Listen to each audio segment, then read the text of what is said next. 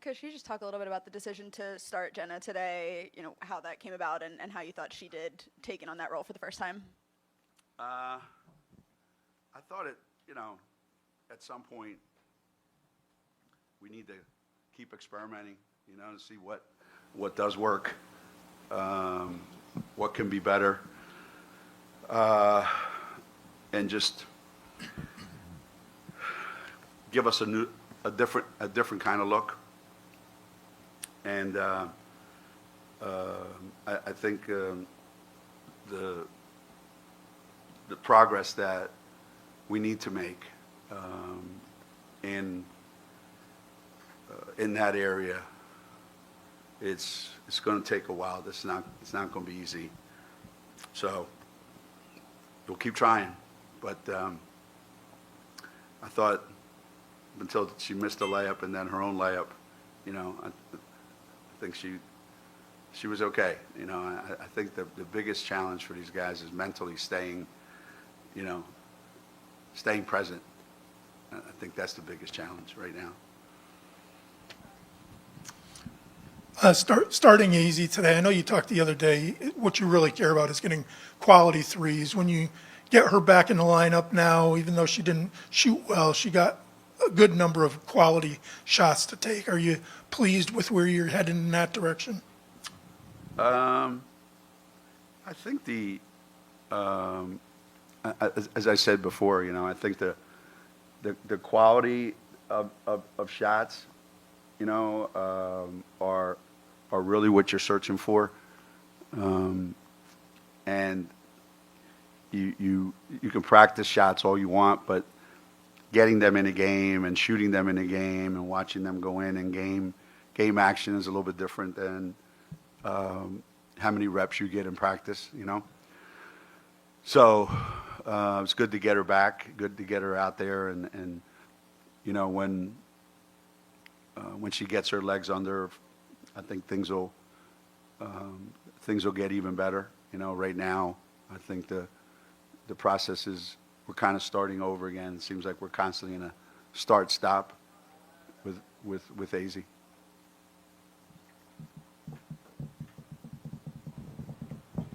Just following up on that, it's hard to read her. She's kind of stone face out there. But how hard is this? She gets back, she goes out, now she's back, and is there a frustration level? And how do you manage that with her? Yeah, I think there has to be. I would think. And anytime you can't get into any kind of routine, any kind of rhythm, it's difficult. I think athletes like routine. They like to know, what's next and how do I prepare for what's next. And when you're not sure, it's difficult. And then you end up with more practice time than you actually do game time. And so, as I said, hopefully it's the last of it. It's the last time we'll have to go through anything like that. But it's always a threat. When she's in the game, there's always a threat. She might go 4 for 4 in a spurt and put the game away. So it'll come. It's just going to take a little bit of time, I think. And all that, almost it's what's happened. That did she, hit a wall somewhere or stop making progress? What's, Yeah. Or is it just, it takes a lot of time to get all that rust off because she sat out so long? Yeah, it does. It takes a lot of time, and it takes a lot of game action. And you'll see glimpses, you'll see moments where it's what it could be. But I know a lot of times for kids early on in their career, there's a lot of thinking involved, and so I know that's a big part. She overthinks things. Like if you were to ask her, she would tell you she overthinks things, and then I think when you're busy thinking, it's hard to play. And if you can't think, you can't play. So basketball is kind of a funny game that way. So yeah, right now her head's getting in the way of her over a game, and I'm hopeful that little by little, and I think putting her in the starting lineup may help, in that regard.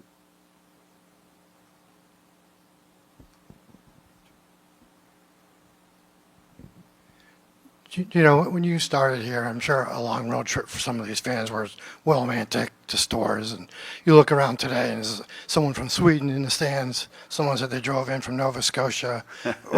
When you see that or you hear about that, what's that mean? What's that say to you about the global attraction that your players have? It really hard to believe in so many ways, but it's hard to believe only if you think back to the way it used to be, where information was local and information is now global. So whether you live in Manchester, Connecticut, or Manchester, England, you have access to the exact same information. So you've got a whole world as your audience now that wants to be a part of it. I have these discussions with the players, trying to get them to understand that there's an awful lot of people that come to watch them play because they want to see what all the noise is about, what's all the talk about, and hopefully you give them some memorable performances and. But it certainly is different than, when we would play Providence 30 years ago, and it was a different world back then, for sure. Yeah. I still can't believe it myself sometimes. Geno, for the next 5 on the road and at places that are generally not, historically anyway, have not always been very easy to play against. Certainly a different Marquette team than you would have expected, after all the changes they have. But can you talk about going on the road to Marquette and then, this stretch of the 4 out of 5 on the road and how you think your team is ready to handle it?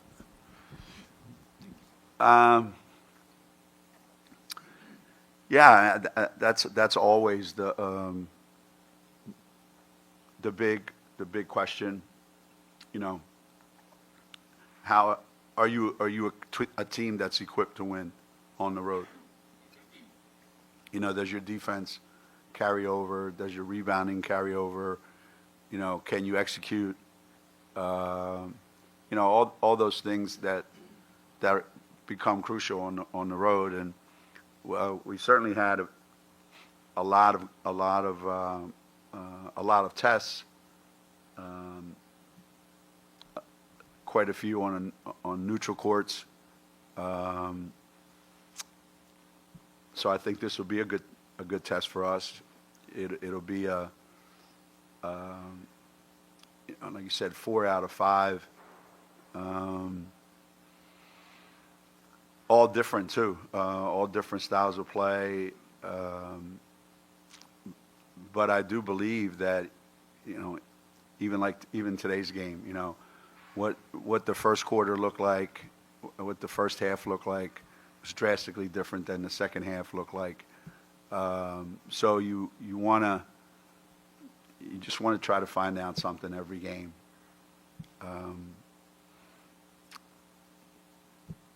Yeah, I'm anxious.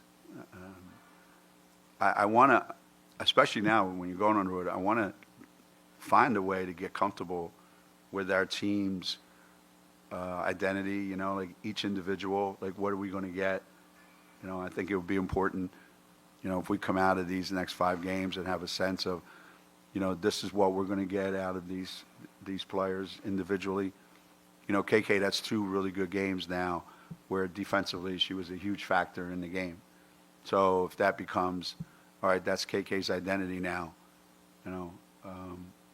those are the kind of things that you hope to find out. Kind of on that, KK and Ash, it seems like both were pretty effective off the bench today. Just how do you like the way that they've adjusted to that new role this year, especially Ash with kind of the back and forth of starting and then not starting? Yeah, I think when you're coming off the bench like that, and I'm probably going to end up with the same exact minutes as if I was starting, given the number of players on this year's team. I'm probably going to end up with the same number of minutes. How do I not think that I have to go in and I have to make the first 5 shots I take, otherwise I'm not impacting the game. And I think Ash's impact today was probably more defensively than it was offensively. So that's a good thing, you know. And they're both, it's backwards, but this is the year they should have had last year, right? Last year, this would have been their role, except things didn't play out that way. So, but it's to our advantage because we have 2 guys that started and played a ton of minutes last year coming off the bench, and not everybody can say that, you know. So I take it as a huge positive, and I think they do as well. You know, the defensive pressure that you were able to use today, I mean, is that the upside of the small team or just having a lot more healthy bodies? Can you see the press being big going forward? That can be, depending on the team. You know, some teams are more, you're more apt to want to use your pressure. Other teams, it can backfire on you. So you got to be careful on how you use it. But I think we proved in the, SC game that our pressure can be effective, regardless of the opponent. It's just has to be worked on all the time because it does do a number on your legs, you know, and you're going to have to play a lot of players. And when that happens, unfortunately, your offense tends to suffer. The execution of your offense starts to suffer because you have so many different players playing short spurts, you know, because you can't sustain that. So we're trying to figure out how can we continue to build on it and use it as another defensive, tool in our toolbox. And some teams are going to be more effective against it than others. Geno, when you talk about AZ having to get her legs under her and getting in a rhythm, I imagine part of that is also getting over the fear that she's going to injure herself again, right? I mean, is she going through that? Is there a tentative thing that you see? Yeah, I don't see it. I don't see it that much. It's good when I see her get in the lane, put a body on somebody trying to get to the rim. I think that's a good sign. The goal today was to play her 20 minutes. I think she ended up playing 23. And that's generally what you can see. You go from not playing in games to now all of a sudden you're picking up full court and you go. And as I said, I think your legs go a little bit and it takes a while to get those back. She's been through so many of these that I really couldn't tell you for certain like what goes through her mind right now. Is it like I'm completely over it? It's there, but it's not there, or I can't put myself in her shoes. I've never been in that situation, and not very many people have been, to be quite honest. So I can just go by what she looks like, and as I said, I'm 100% certain that with each passing game, it'll get better and better and better for her. She'll forget or think less about anything else other than playing the game. All right.